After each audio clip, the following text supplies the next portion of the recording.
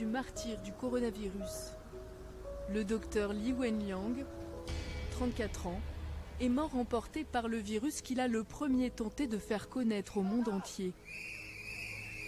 L'histoire tragique de ce lanceur d'alerte dans un pays où les crises sanitaires relèvent du secret d'État est le symbole d'une épidémie devenue mondiale. La crise débute le 30 décembre 2019 à Wuhan, à l'est du pays. Peu avant minuit, heure française, le docteur Li Wenliang et 7 collègues évoquent sur un site spécialisé plusieurs cas de pneumonie de cause inconnue. Ce signal est une première alerte adressée aux médecins du monde entier. On va se dire, attention, là, il se passe peut-être quelque chose. Est-ce que c'est un pathogène relativement rare, mais va falloir aller chercher? Ou est-ce que c'est vraiment un nouveau pathogène qu'on ne connaît pas? Et dans ces cas-là, il faut l'identifier rapidement pour se mettre en route rapidement. Donc là, c'est un signal d'alerte un petit peu. Les scientifiques chinois identifient rapidement l'épicentre de ce qui ressemble à un début d'épidémie, le marché de la ville de Wuhan. Sur les étals, ils sont vendus des espèces qui n'ont pas l'habitude de se côtoyer dans la nature, ce qui favorise les mutations des virus et le passage d'une espèce à une autre. La crainte des scientifiques à ce moment-là, que le virus ait été transmis à l'homme par un animal. Ce sont des virus vis-à-vis desquels on n'a aucune arme biologique, dans le sens où on n'a pas de système immunitaire performant pour lutter contre ce virus. C'est un virus nouveau. On est ce qu'on appelle dans notre jargon immunologiquement naïf et on se comporte tous comme des nourrissons nouveau-nés vis-à-vis de ce virus. On est sans défense. Et donc ça peut impacter de façon extrêmement lourde l'ensemble de la planète. Le 11 janvier 2020, les autorités chinoises annoncent un premier décès et évoquent seulement une cinquantaine de contaminations à Wuhan, tout en refusant d'officialiser la transmission du virus d'homme à homme, le véritable signal d'une épidémie. Pourtant, un premier cas de coronavirus est annoncé hors de Chine, le 12 janvier à Bangkok en Thaïlande, puis le 15 janvier au Japon.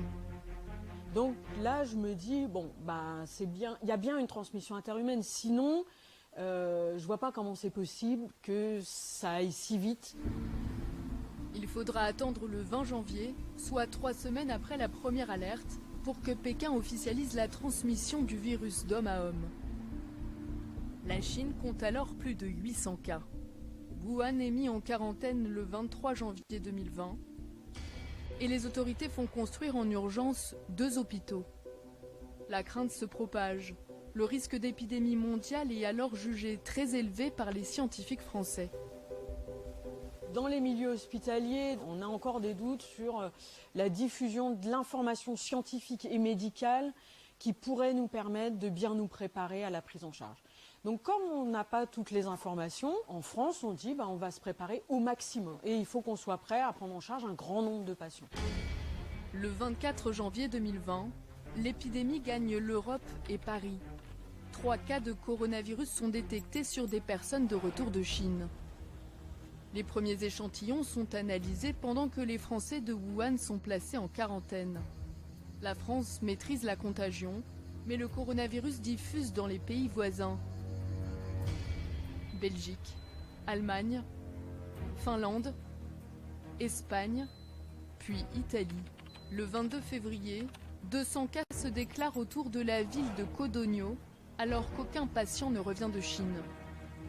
Ce nouveau foyer permet aux chercheurs de comprendre une chose cruciale.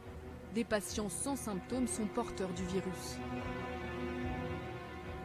Lorsque vous avez une introduction silencieuse d'un virus par un patient qui n'a pas beaucoup de symptômes, mais qui s'avère être finalement un super contaminateur, eh bien vous pouvez avoir le développement d'un petit foyer épidémique, comme celui qu'on a observé en Italie. La propagation en France ne va pas tarder. Dès le 25 février, des foyers de coronavirus se déclarent en Haute-Savoie, puis dans le Morbihan et dans l'Oise. Partout, des rassemblements sont annulés. Je vous demande, s'il vous plaît, de quitter les lieux dans le calme.